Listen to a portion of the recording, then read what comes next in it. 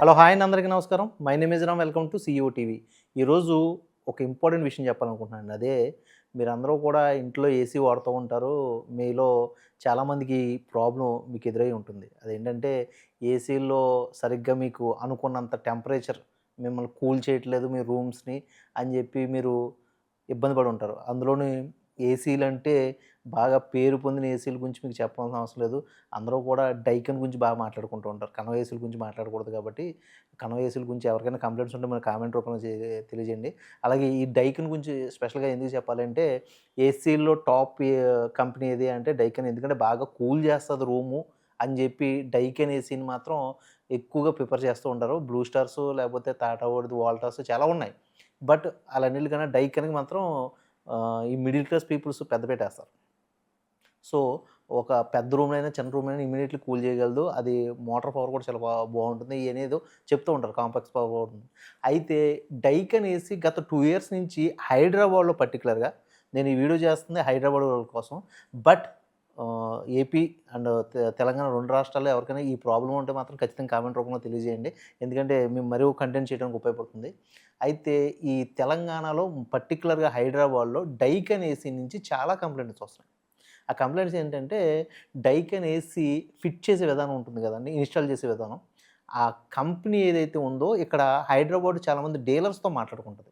ఆ డీలర్స్ సరిగ్గా పని చేయట్లేదనేసి, ఆ డీలర్స్ పని చేయకపోవడం వల్ల అదేంటిది ఫిట్ చేసిన 2 డేస్‌కో, 3 డేస్‌కో గ్యాస్ లీకేజ్ అయిపోవడమో, లేకపోతే ఏసీ సరిగ్గా ఫిట్ అవ్వక పాడైపోవడం ఇలాంటివి జరుగుతున్నాయంట. అంతకన్నా ఇంపార్టెంట్ విషయం ఏంటంటే, అసలు డైకిన్ ఏసీ ఇంతకు ముందు ఇచ్చేంత కెపాసిటీ ఇవ్వట్లేదు అని అంటున్నారు.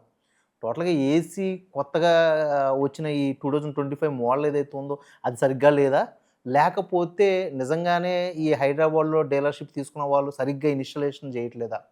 అనేది మాత్రం చాలా పెద్ద కంప్లెయింట్ అండి. దీని మీద మాత్రం సౌత్ ఇండియా డైకిన్ ఏసీకి సంబంధించిన సీఈఓ ఎవరైతే ఉన్నారో అతను స్పందించాలని కోరుకుంటున్నాను. ఎందుకంటే ఒక 4 డేస్ బ్యాకు శాటిలైట్ మీడియాలో కూడా కొన్ని న్యూస్ కథనాలొచ్చినాయి.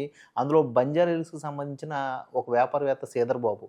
ఇతను దాదాపుగా రూ. 2,00,00,000కి సంబంధించిన డైకిన్ ఏసీ ఏసీలన్నీ తీసుకొచ్చి అతని ఇంటికి ఫిట్ చేయించాలనుకున్నాడంట. దాదాపు 36,00,000 ఏసీలెంతో కొన్నాడంట.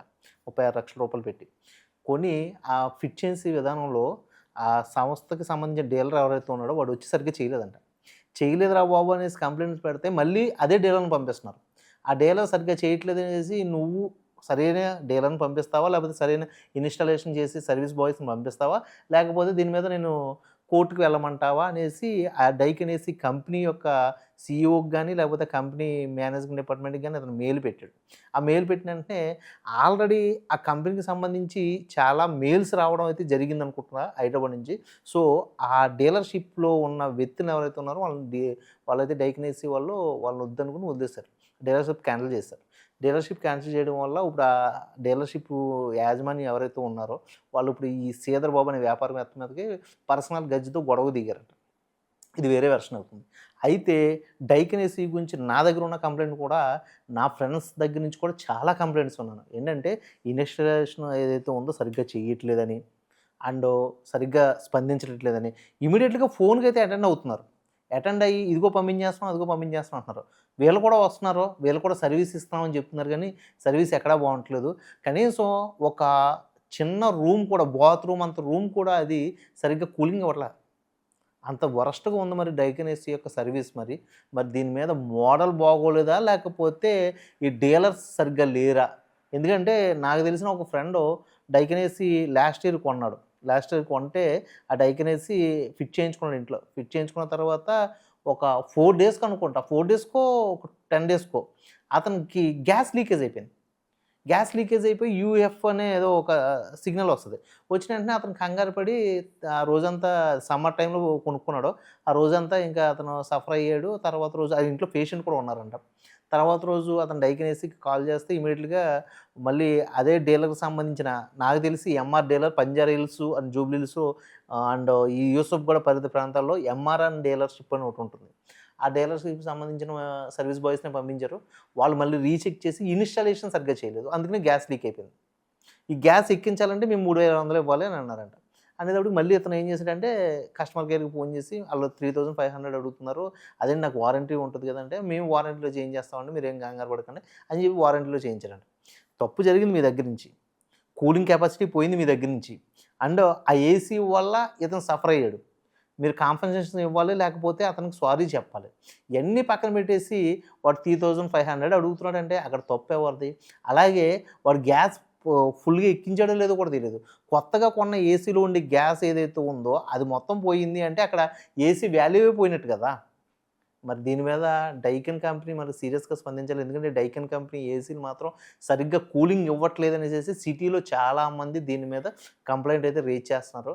ఖచ్చితంగా డైకిన్ కంపెనీ మాత్రం దీని మీద స్పందించాలి. వాళ్ళ సౌత్ ఇండియన్ హెడ్ ఎవరైతే ఉన్నాడో మరి దీని మీద అతను ఎటువంటి వివరణ ఇస్తాడో చూడాలి. అండ్ వ్యాపారవేత్త శ్రీధర్‌బాబు అయితే మాత్రం మీడియాకి ఎక్కాడు. మరి తినక సంబంధించిన వివరణ కూడా ఎటువంటి వివరణ వస్తదో చూడాలి. ఇదండి డైకిన్ ఏసీ గురించి. మీకెవరికైనా ఇటువంటి కంప్లెయింట్ ఏసీలోంచి ఉంటే దయచేసి మీరు కామెంట్ రూపంలో మాకు తెలియజేయండి. తర్వాత నేను చేసే వీడియోస్‌లో దానికి ప్రొసీజర్ ఎలాగా, దానికి కన్జ్యూమర్ కోర్ట్‌లో కేస్ ఏసుకోవడం ఎలాగా, ఈజీ ప్రాసెస్ ఎలాగా, అండ్ దీని మీద కంప్లెయింట్ రైజ్ చేయడం ఎలాగా అనేది ఒక పూర్తి ఒక స్టోరీ మీ అందరికీ నేను తెలియజేసే విధంగా చేస్తాను వీడియో. ఓకేనండి. ఈ వీడియో గనుక మీకు నచ్చినట్లయితే ఫస్ట్ ఆఫ్ ఆల్ లైక్ చేయండి, షేర్ చేయండి, మీ ఫ్రెండ్స్‌కి ఫార్వర్డ్ చేయండి. అంతకన్నా ముఖ్యంగా సబ్స్క్రైబ్ చేయండి. మీ సబ్స్క్రైబ్ బటన్ మాకు చాలా ఇంపార్టెంట్. మరో వీడియోతో మంచి వీడియోతో మీ ముందుకొస్తాను. అప్పటి వరకు సైన్ ఔట్ మీ రామ్.